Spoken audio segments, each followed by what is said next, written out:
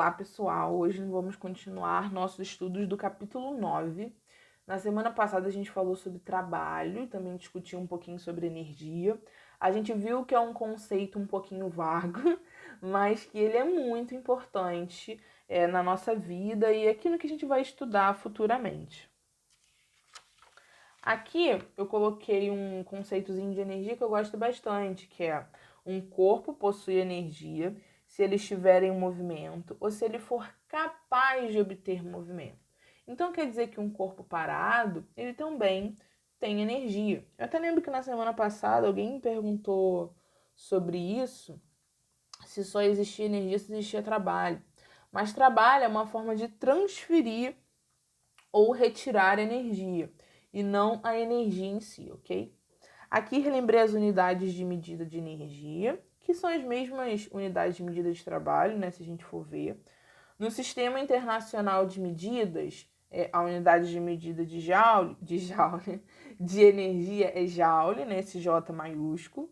E usualmente no nosso dia a dia, né, a gente vê essa energia medida em quilowatt-hora ou calorias. Quilowatt-hora, ela tá na nossa conta de luz, né? Caloria tem muito nos alimentos, né? Esse alimento tem tantas calorias, que é a quantidade de energia que aquele alimento vai te dar. Então, queridos, aqui a gente viu que a energia está ligada ao movimento ou à capacidade de obter movimento. Na semana passada a gente falou muito disso, que durante um deslocamento um corpo pode ou não ganhar energia. Pode, né? Porque pode ser que ele ganhe, ou se a força estiver agindo contra o corpo, pode ser que ele perca. Mas vou pensar aqui, quero que vocês pensem comigo numa situação. Tem uma pedrinha que ela tá parada em cima de uma mesa, e aquilo não vai mudar nada na mesa, né? Tá aqui paradinho, então nada.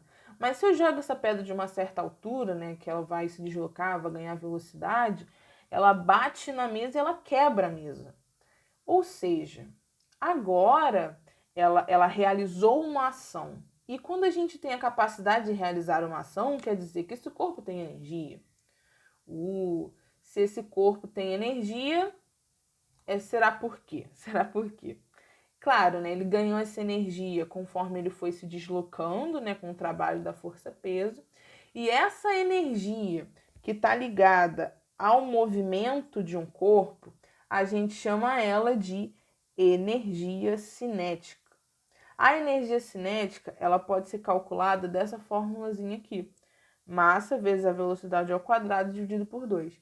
Então, todo corpo que tem velocidade, tem massa, ele tem energia cinética. Um outro exemplo, né, que eu coloquei aqui é de um carro, né? O carro vem numa certa velocidade e ele bate num poste, ele consegue amassar o carro, ele consegue quebrar o poste.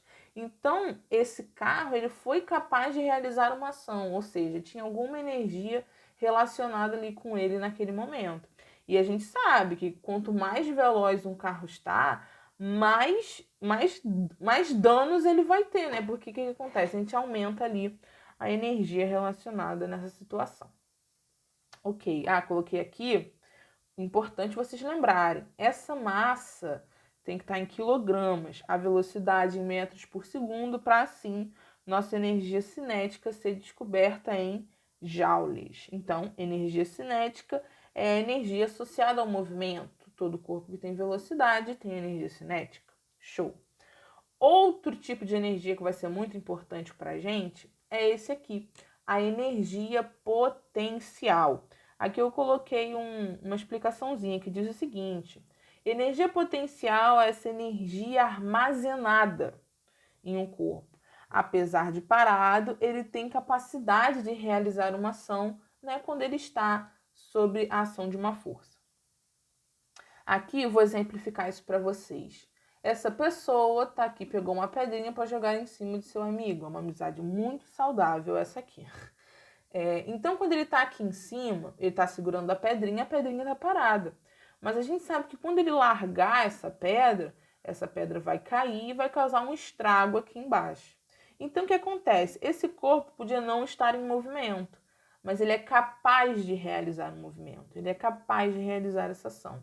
Então, quer dizer que ele tem uma certa energia aqui. Uma certa energia não, ele tem energia.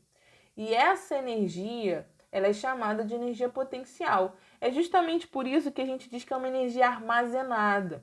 Porque o corpo pode estar parado. A partir do momento que eu solto ele, que eu largo ali, dependendo da situação, que aí ele vai realizar uma ação. Aqui no segundo caso, eu tenho o carrinho segurado à mola. Se você tá com aquela mola relaxada, não acontece nada. Mas se você comprime essa mola, se você estende essa mola, o momento que você soltar esse corpo, ele vai começar a oscilar, ele vai começar ali a ter uma velocidade. Então, essa mesma situação, o corpo pode estar parado, mas a partir do momento que você solta, ele é capaz de obter esse movimento. Nesses dois casos, a gente está falando de energia potencial. Só que no primeiro caso, a gente está falando de uma energia potencial gravitacional, porque aqui ela está relacionada à ação de quem? Da força-peso, né? Que está diretamente ligada à velocidade. À gravidade. Essa energia potencial gravitacional, ela pode ser calculada dessa forma aqui. Energia potencial gravitacional é igual a massa vezes a gravidade vezes a altura. Se vocês observarem, é a mesma formulazinha lá do trabalho da força-peso.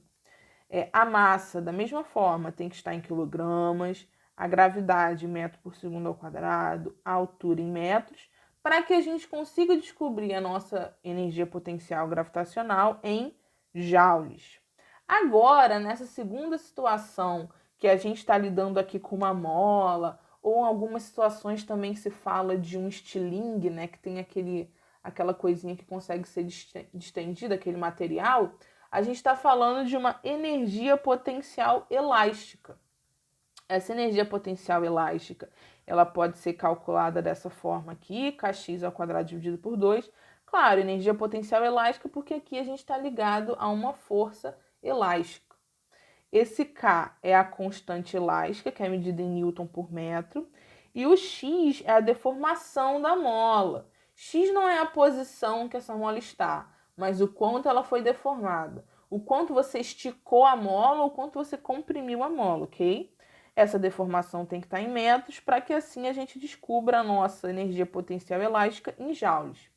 Queridos, eu não sei se vocês observaram o seguinte, mas eu tenho aqui essa pedrinha parada. A partir do momento que eu largo a pedrinha, ela começa a ganhar uma certa velocidade e bate aqui no nosso colega. Esse carrinho, eu vou esticar essa mola e vou soltar e ele ganhou uma certa velocidade. A gente acabou de ver que a energia ligada à velocidade, ela é a energia cinética.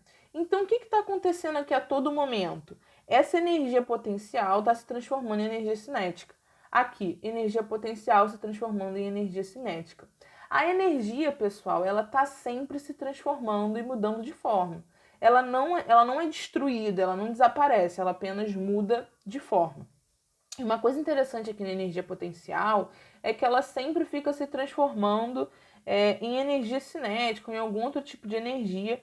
Por quê? A energia potencial ela está ligada com forças conservativas.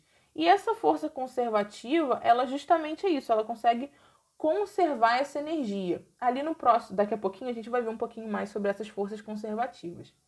Mas lembrem disso, essa força conservativa, ela está ligada com essa capacidade de conseguir conservar essa energia e também está muito ligada à força peso e à força elástica, porque elas são forças conservativas. Coloquei aqui em destaque, né? A energia muda de forma, mas não é criada nem destruída. Uma coisa interessante é que a gente pode observar isso bastante no nosso dia a dia, né? A pilha, né, que a gente tem. A pilha, ela tem ali energia química que veio das ligações dos átomos, das moléculas e tudo mais. Quando a gente coloca ela dentro de um circuitozinho, por exemplo, de um rádio, aquilo ali vai se transformar em energia elétrica, que vai dar energia para que a gente consiga escutar uma onda sonora. Então, essa energia está sempre se transformando. Aqui, forças conservativas. De modo geral, uma força é conservativa quando atuando em um corpo, num percurso de ida e volta, faz com que o corpo retorne ao ponto de partida com a mesma energia cinética que saiu. Vou dar um exemplo aqui rapidinho, queridos. Eu tenho aqui uma bolinha que sai desse ponto A. Eu joguei ela para cima com uma certa velocidade. Beleza. A gente sabe que essa bolinha que saiu daqui, ela está sob a ação da força-peso. A gente viu lá atrás, um pequeno spoiler, que a força-peso é uma força conservativa. Ela está sob a ação da força-peso. A gente sabe que essa força-peso, ela está contrária ao deslocamento, né? Ele está subindo. Então, se a força está contrária ao deslocamento, está realizando um trabalho que? Negativo.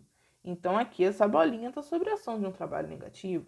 Quando ela chega aqui em cima, a gente sabe que a velocidade no ponto mais alto dessa bolinha é zero, né? Porque depois do ponto mais alto ela começa a cair. Então, aqui ela perdeu toda a energia. Então, quer dizer que toda a energia cinética que ela tinha aqui, ela perdeu. Se a gente fizer uma continha rapidinho, a gente sabe que o trabalho da força-peso, ela é a força-peso vezes a altura, né? Quando ele sobe, a força é negativa. Então, isso aqui, ó, foi a quantidade de energia que ele perdeu. Ele perdeu menos o peso vezes a altura. Show! Aqui tá zero. Quando ele desce de novo, a gente sabe que quando ele chega aqui, ele chega com a mesma velocidade com a que ele saiu.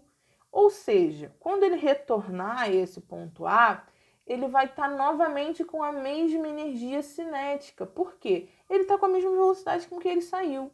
Então, o que quer dizer? Essa energia cinética se manteve enquanto estava sob a ação da força-peso, que é uma força conservativa. Então, aqui a gente conseguiu observar qual é a ação dessa força conservativa. Ela conservou, nome sugestivo, a energia cinética. Se a gente calcula o trabalho de quando ela está descendo, vai ser o peso vezes a altura. Agora que está no mesmo sentido que o deslocamento, a força-peso, quer dizer que o trabalho é positivo. Então, olha só, ele ganhou a mesma quantidade de energia que ele perdeu. Então, é isso. A força conservativa, as forças conservativas, né, mais familiares são a força gravitacional, a força elétrica e a força elástica. Agora, no momento, a gente enxerga essa força gravitacional como a nossa força-peso. Daqui a alguns capítulos, a gente vai ver melhor qual é o significado dela, ok? Então, a força peso, né, a força gravitacional e a força elástica são justamente as forças que a gente estava estudando.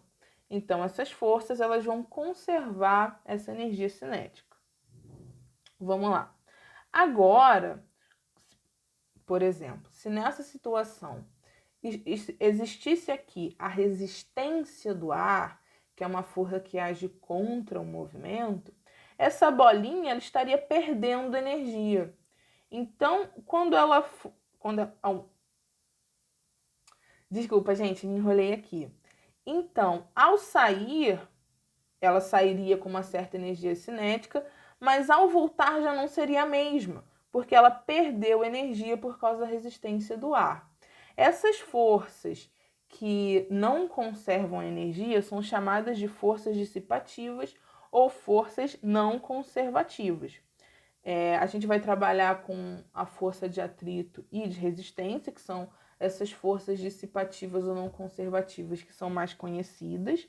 E aqui tem um pequeno textinho, né? Quando essas forças atuam sobre um corpo em movimento, parte de sua energia cinética e potencial é convertida em outro tipo de energia. É por isso que aqui esse corpinho vai sair com uma certa energia cinética e quando ele voltar ele vai estar com uma energia cinética diferente, porque parte ele perdeu por causa da resistência do ar. E essa energia que ele perdeu, é claro, ela não some. Ela pode se transformar em, o mais comum, né, que a gente diz, é energia térmica, que, né, vai aquecer, vai aumentar a temperatura daquela bolinha. Então, isso é a principal diferença entre as forças conservativas e as forças dissipativas. Queridos, eu não quero que vocês tenham esses conceitos gravados muito profundamente, mas que vocês entendam o que eles são, tá bom? Vou botar aqui essa situação que eu acho que vocês vão conseguir entender melhor. Aqui